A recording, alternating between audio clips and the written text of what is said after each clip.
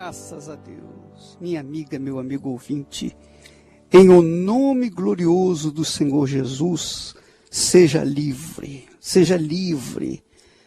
livre de todas as suas mazelas, de todas as suas nhacas espirituais, de toda aquela moleza espiritual, aquele desânimo, aquela tristeza. Seja livre para que você possa levantar-se e então poder caminhar e tomar posse daquilo que Deus tem prometido na sua palavra.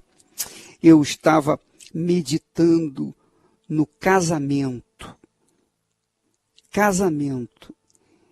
a salvação no casamento, salvação da alma no casamento. E eu creio que você vai despertar agora da importância do seu casamento. E eu creio que muitas pessoas que estão me ouvindo nesse momento estão com problemas no casamento, estão com o casamento falido, fracassado, desanimado e tal. Mas veja só, você sabia que o casamento tem tudo a ver com a salvação? Que a salvação da alma tem tudo a ver com o nosso casamento? Ah, bispo, eu não entendo. Como é que pode? Como é que pode uma pessoa, ela é salva pela fé. Ela é salva pela fé. E ela não precisa ser necessariamente casada para ser salva. É claro que não. Porém, o casamento faz fortalecer a nossa salvação. Assim como a nossa salvação é fortalecida pelo casamento, nós também temos a certeza, a convicção de que quando o casamento é falido, dificilmente a salvação já é difícil, mas quando o casamento é falido, é muito difícil a pessoa manter-se fiel na fé. Por quê, ô bispo? Por que eu estou falando isso? Porque a salvação é uma aliança que você faz com Deus, com o Senhor Jesus. Salvação é a aliança que você faz com Deus. Casamento que você faz com Deus. E esse casamento é refletido no casamento, nas alianças que nós fazemos entre nós, seres humanos. Presta bastante atenção. Quando Deus criou Adão e Eva, antes de Adão e Eva se casarem, se juntarem, se unirem, de fazerem aliança, eles existiam, eles foram criados. O que eu quero dizer com isso? Quero dizer que eles primeiro foram criados e depois se casaram. A primeira coisa que eles fizeram depois de serem criados foi o casamento. Primeira coisa que aconteceu na vida de Adão e Eva, depois de terem sido criados, foi o casamento, foi a aliança. O que isso sugere? Que a primeira coisa, depois da nossa salvação, que nós temos que investir é no casamento. Então você que está me ouvindo é solteira, solteiro, divorciado e tal, é muito importante que você saiba, tenha consciência da grandiosidade do casamento. Deus não fez a mulher para ser mulher apenas. Deus não fez a Eva para ser simplesmente uma mulher de Adão. Não, ele fez a Eva para auxiliá-lo. Auxiliá-lo. Far-lhe-ei uma auxiliadora. Mas auxiliadora em quê? Para cuidar da terra? Para cuidar das coisas daqui embaixo, aqui da terra? Também.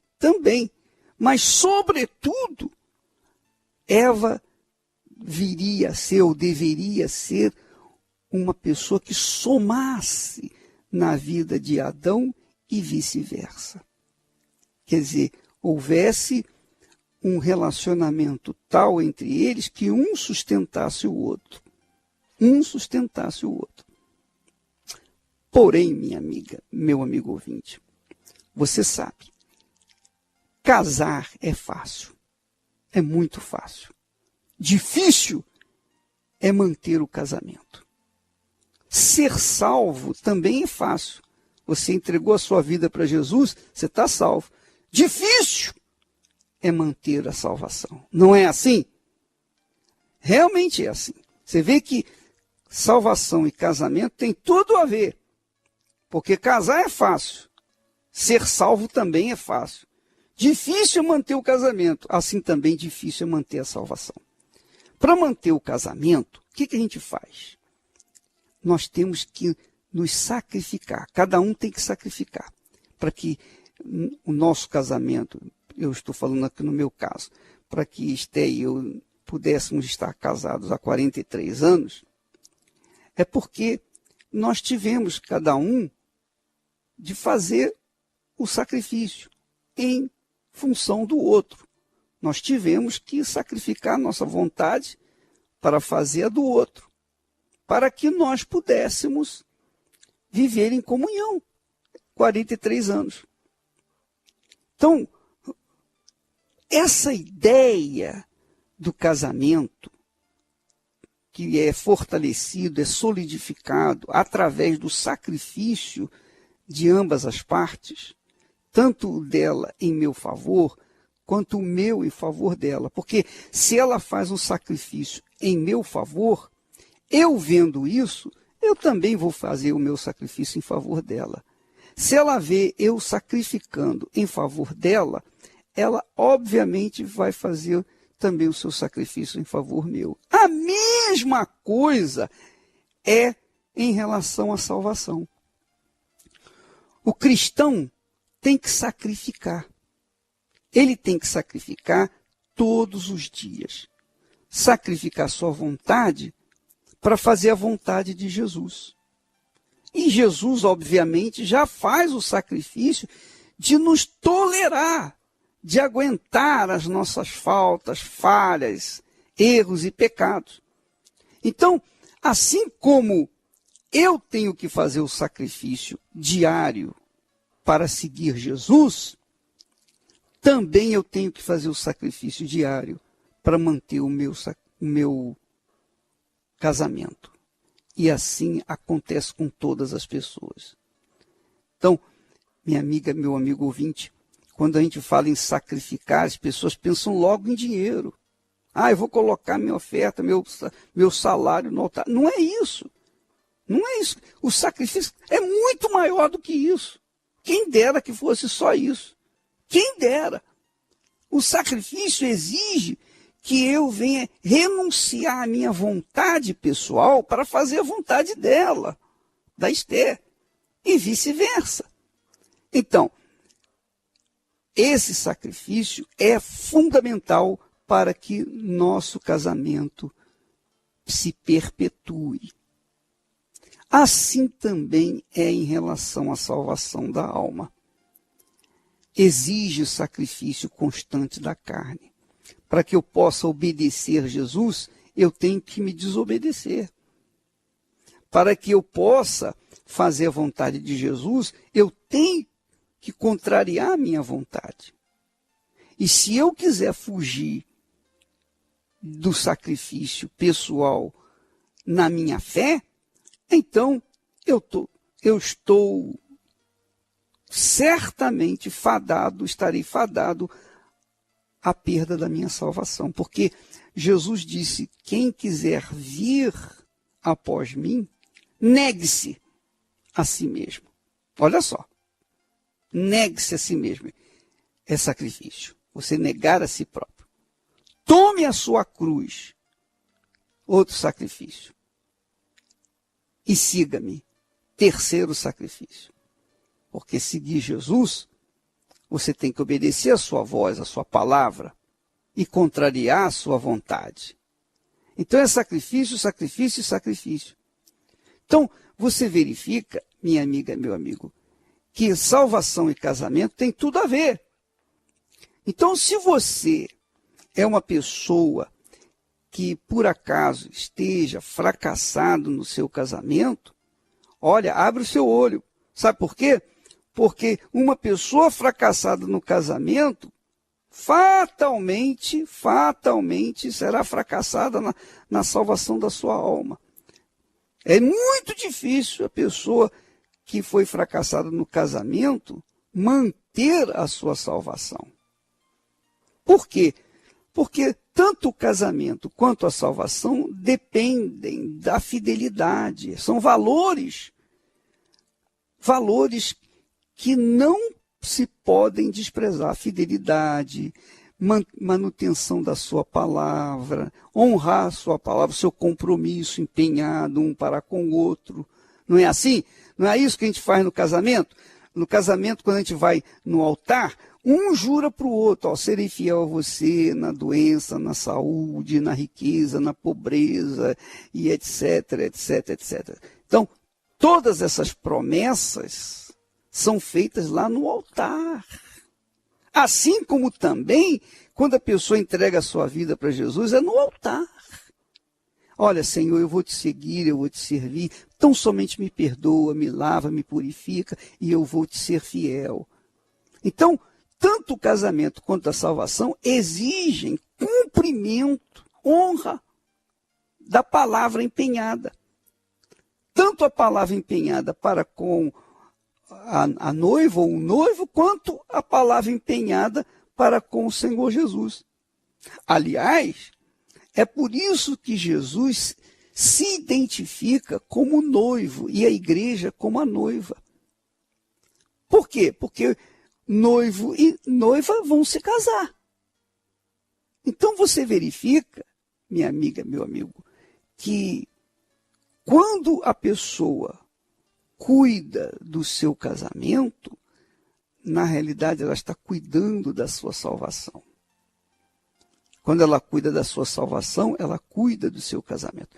Poxa, bispo, mas eu estou descasado, eu estou divorciado, e agora? Quer dizer que eu perco minha salvação? Não, você não perde a sua salvação. Eu quero dizer para você que você deve investir pesado na sua salvação. Pesado na sua salvação. Manter-se vigilante com uma vigilância dobrada, triplicada, quadriplicada com respeito à sua salvação. Por quê? Porque quando você está divorciado ou divorciada, você perde a sua auxiliar, o seu auxiliar. Então você está sozinho. Não, eu não estou sozinho, estou com Deus. Eu sei que você está com Deus, mas você certamente precisa de uma pessoa que venha lhe auxiliar, tal e qual Deus providenciou para Adão lá no Jardim do Éden. Então, é por isso que eu quero dizer para você, aliás, eu disse para o Renato, quando nós o trouxemos dos Estados Unidos para o Brasil, tanto a Cris como o Renato. Falei, olha, vocês vão fazer o curso da salvação, ou o curso do casamento blindado, vocês vão fazer uma escola, vão trabalhar, vão investir no casamento. Porque vocês tiveram experiências amargas no casamento e vocês podem ajudar as pessoas que estão vivendo problemas no casamento também. Então, vocês vão investir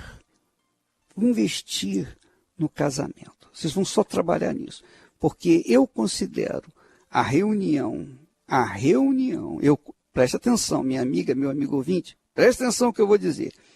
Eu considero a reunião da terapia do amor, a mais importante da igreja. Por quê? Porque é um trabalho de fé inteligente, racional, onde se ensina o casamento, regras, dicas, segredos do casamento que, no fundo, vem refletir na salvação da alma. Então é o gênesis da vida. Eu quero dizer para você que a coisa mais importante que aconteceu na minha vida, de tudo que aconteceu na minha vida, a coisa mais importante que aconteceu foi o meu encontro com Jesus. Quer dizer, foi quando eu fui criado, nascido de Deus. Como Adão foi criado, eu nasci de Deus. Foi a coisa mais importante que aconteceu na minha vida. Depois disso, a coisa mais importante foi o meu casamento. Porque quando eu encontrei a Esther, eu encontrei a pessoa que viria me ajudar. E vice-versa. Então, é o que aconteceu lá no Jardim do Éden. Primeiro Deus gerou ou criou Adão e Eva. Depois, eles se casaram. Então, o casamento segue logo em seguida ao nosso encontro com Deus. Então, primeiro é a nossa salvação, é o nosso encontro com Deus, a nossa experiência com Deus. E segundo, o casamento. Agora, quem é que dirige tanto a salvação, o encontro com Deus, quanto o casamento? Quem é que dirige? É o Espírito Santo. É o Espírito de Deus. Esta é a razão de todo o trabalho da Igreja Universal do Reino de Deus, especialmente nestes dias do jejum de Daniel. Para que as pessoas recebam o Espírito Santo, para que elas tenham essa luz, esse entendimento, esse discernimento, que vai mudar as suas vidas, que vai fazer das suas vidas sólidas, vai fazer a pessoa ter um casamento sólido. Você é solteiro, bispo, eu sou solteiro, eu sou criança ainda, não faz mal, você tem que aprender o que você não deve fazer, o que os seus pais fizeram de errado e que você não vai fazer de errado. É na terapia do amor que você vai aprender. Então, eu quero dizer para você que nada é mais importante do que, primeiro, a salvação, depois o casamento. Primeiro, o encontro com Deus, depois o casamento. Primeiro, o batismo com o Espírito Santo, depois o casamento. Então, a reunião de domingo, nós trabalhamos para a salvação.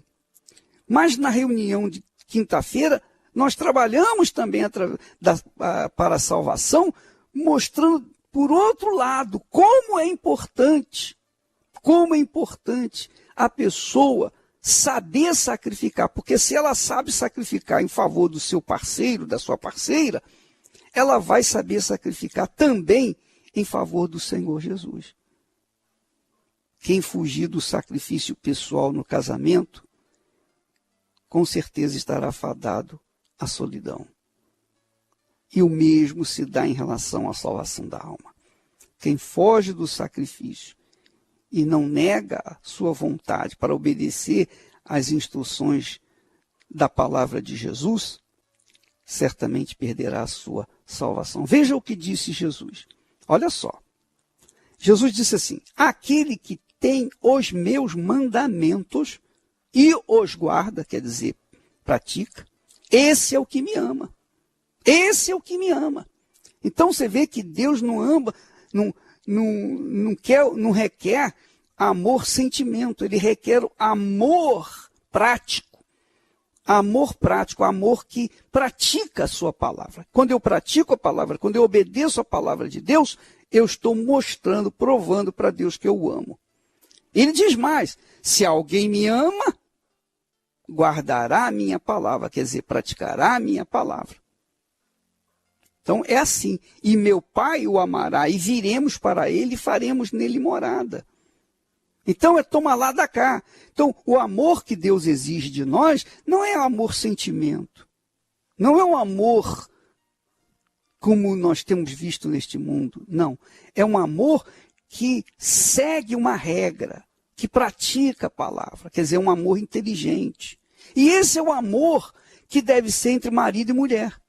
Você disse que amava fulana e fulana amava você, mas quando vocês casaram, não demorou um mês o casamento. Um mês. E ainda que durasse 1 ano, 2 anos, 3 anos. Isso é amor?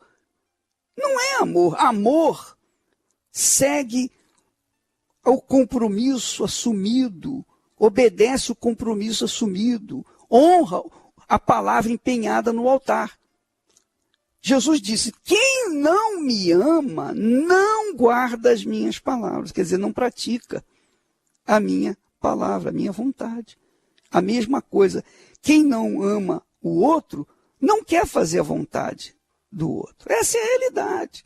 Então, o amor que nós estamos tratando, que Jesus trata, que nós temos que tratar um com o outro, é o amor que envolve obediência, que envolve compromisso assumido, que envolve prática da palavra empenhada. Eu digo para Esté, eu te amo. Mas se eu não ouço a voz dela, se eu não estou nem aí para o que ela diz, então que tipo de amor eu tenho para com ela? A mesma coisa, se ela diz que me ama, mas não me agrada, ouvindo a minha voz, ouvindo a minha palavra e obedecendo, então o amor dela é mentiroso. Então, minha amiga, meu amigo, para a gente obedecer a outra pessoa, se submeter a outra pessoa, a gente tem que ter, no mínimo, amor. Se não houver amor, não há como haver aquele entrosamento. Então, eu digo para Esté, eu te amo. Ah, é? Tá bom, então eu vou fazer o arroz desse jeito, eu vou fazer o arroz bem soltinho e durinho. Tá bom, então você faz o arroz dessa maneira, não tem problema não. Eu vou comer assim mesmo. Quer dizer, eu me submeto, eu não vou brigar com ela. Eu não vou ficar lutando. Não, você tem que fazer como eu quero e tal. Não é isso. Então, há um sacrifício de parte a parte. E a mesma coisa com Jesus. Se eu digo que eu amo Jesus, então eu vou andar de acordo com as regras estabelecidas por ele. Então eu não vou adulterar, eu não vou mentir, eu não vou roubar, eu não vou fazer mal aos outros, eu não vou ficar com mágoa de ninguém, eu não vou ficar julgando ninguém, eu não vou fofocar.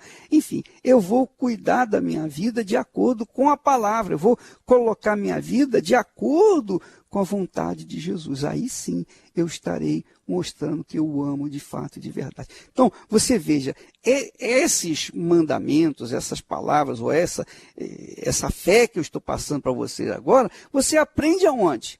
Você não vai aprender em outra reunião, senão na reunião da terapia do amor.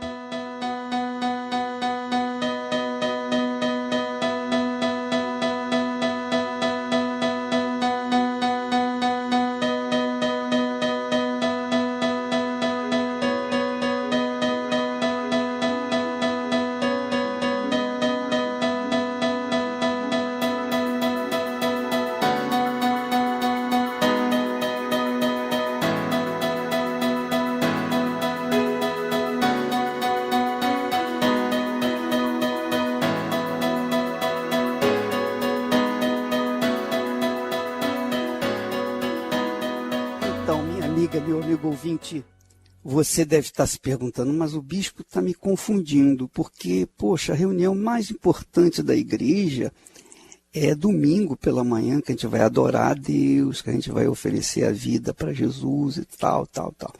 Realmente é importante a reunião de domingo, como a reunião de quarta-feira. Mas a reunião, o início de tudo, o início de uma vida, de um relacionamento com Deus, começa ali na quinta-feira. Por quê, bispo? Porque eu já expliquei, quando a pessoa investe a sua vida no seu casamento, ela está investindo na sua salvação e vice-versa. Se ela investe na sua salvação, ela está investindo no seu casamento. Porque o casamento, como a salvação da alma, tem tudo a ver uma coisa com a outra. Então, a terapia do amor não é para as pessoas que estão apenas com problemas no casamento, nem para aquelas pessoas que estão solteiras e vão buscar um parceiro. Não faça isso. Não vá buscar parceiro na reunião da terapia. Se o parceiro que você quer buscar é o Senhor Jesus, aí tudo bem. Mas se não é, esqueça, não venha. Porque a terapia do amor é para que as pessoas venham saber o que fazer, como gerenciar a sua própria vida. Porque na terapia do amor nós temos o gênesis da vida de cada um.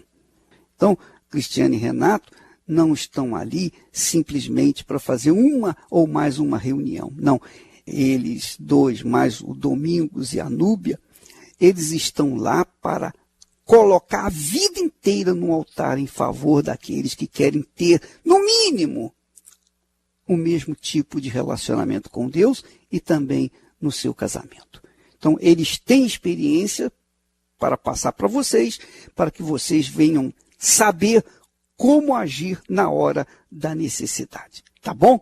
Então, nesta quinta-feira, nós temos a terapia do amor para todos os interessados na sua salvação, sobretudo na sua salvação.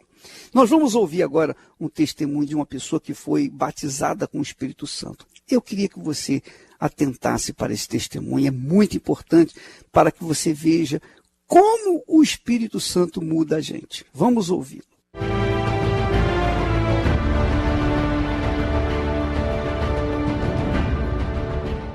Eu cheguei totalmente destruída.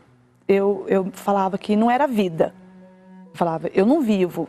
Eu estou aqui fazendo nem sei o que aqui nesse mundo. Porque desde que eu me conheço por gente, eu sempre fui infeliz. Nunca fui feliz de verdade. Casei muito cedo, engravidei, casei, tentando sair da casa dos meus pais, tentando resolver o meu problema, tentando ser feliz de uma outra forma. Comecei a beber, entrei em vícios também muito cedo. Com 15 anos eu comecei a beber, fumar. Eu ainda era solteira, bebia, fumava, saía para as noites, me prostituía, tudo. E aí resolvi sair de casa. Na minha casa, dentro da minha casa, meus pais tinham problema de bebida, né, também. E tentei buscar felicidade num casamento. E casei, né, fui tentar gerar uma família, né, para talvez tentar preencher o vazio que estava dentro de mim. E casei, só que não foi nada do que eu pensei, aconteceu tudo o contrário do que eu imaginava. Continuei bebendo, bebia, fumava, aí veio meus filhos, né, era feliz com os meus filhos, só que no decorrer, né, do tempo, meus filhos foi crescendo, meus filhos também, no começo também foi me dando também problemas, meu primeiro filho também tinha o mesmo problema que eu, de vício também, e eu também, no vício também. Um casamento totalmente fracassado, falido, onde eu brigava muito com meu esposo, falava para ele sumir da minha vida, e eu, no meu interior, eu queria só morrer.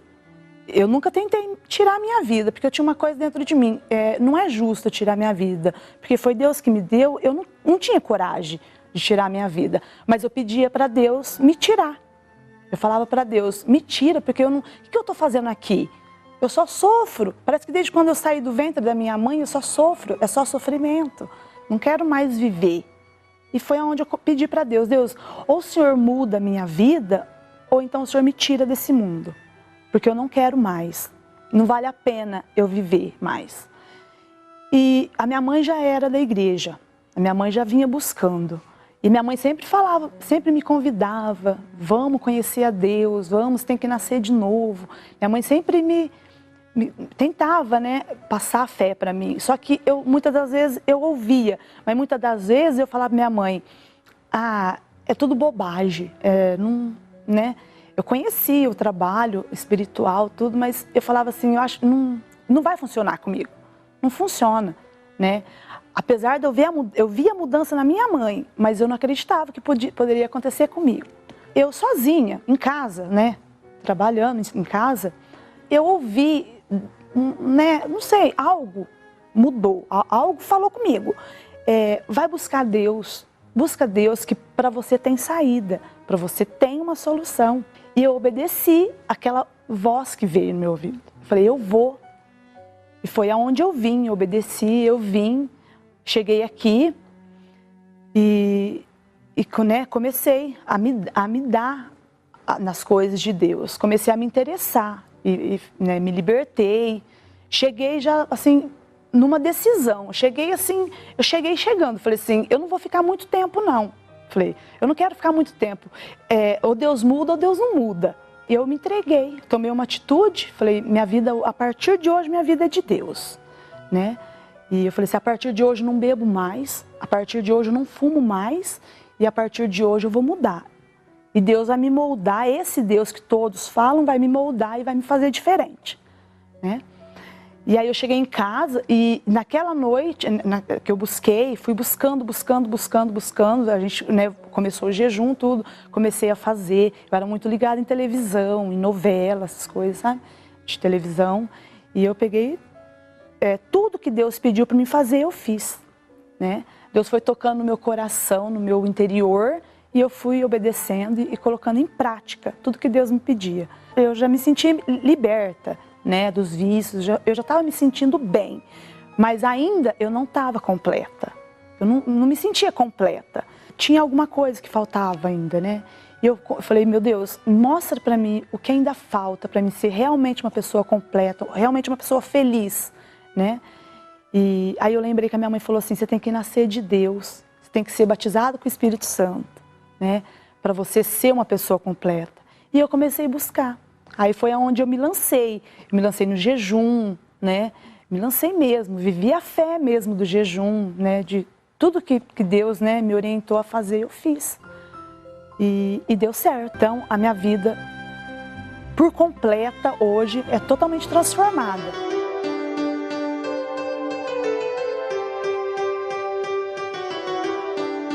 Graças a Deus. Minha amiga, meu amigo, nós chegamos ao final dessa programação. Mas eu queria insistir para você, todas as pessoas na Igreja Universal do Reino de Deus, todas, 100%, eu sugeriria vir na terapia do amor para que viesse solidificar ou construir ou começar do zero na sua vida, no seu relacionamento com Deus. Nesta quinta-feira, em todas as igrejas universal. O bispo Renato Cardoso está conduzindo, orientando os pastores, os bispos das outras igrejas espalhadas pelo Brasil e pelo mundo para fazerem a terapia de acordo com ela é feita aí no Templo de Salomão. Deus abençoe a todos e até amanhã em nome de Jesus.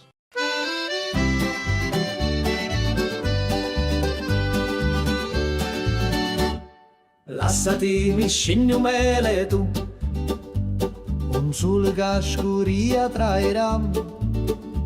Mi dissi vieni con me stasera, una sera che pari a magia, una cantina che durava musto, l'ugori mio, gli incidetti tutto.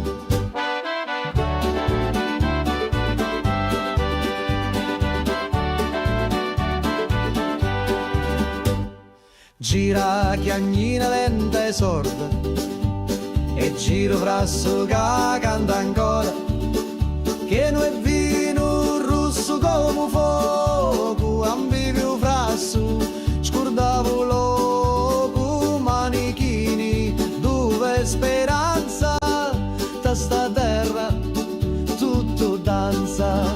Prega Maria che faccio milico, mi persi sotto i panni rossi, c'era una croce fatta d'olivi, mi dai sopra senza scusa. Prega Maria, un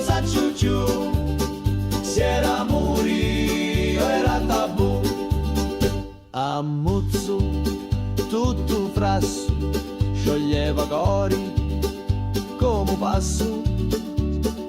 Tu c'era notte in do vento, con una luna appesa senza pentimento. Una voce mi chiamava tu funno, scendi ancora un perdi sto mondo. Da cantina il tempo si ferma, ogni goccia è storia eterna. Cutti a me lato, cutti a me cori, sti cacciato non mori. Scuro fora, ma luci dintra, a voci to, sempre mi senta. Prega Maria che faccio milico, mi persi su dai panni rossi, c'era una croce fatta d'olivi, mi dai sopra senza scusa. Prega Maria, un saccio giù, se era morio era tabù. Lassati mi scigno meletu, ogni volta, ogni giornata, a ti torno in ta cantina, con vino speranza e una picca rovina.